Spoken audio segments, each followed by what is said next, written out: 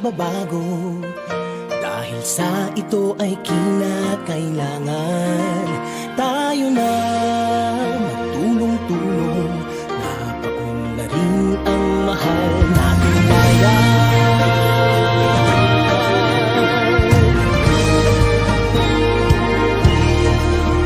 Panahon na magbabago at iayos ang mga dapat ayusin.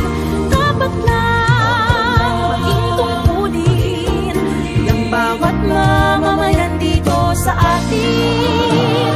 Gawin ng pagbabago patungo sa pag-asenso. Magsikap ng mabuti at nang guminhawa tayo. Malaki natin sa mundo at ipamalas ang bagong Pilipino at bagong Pilipino.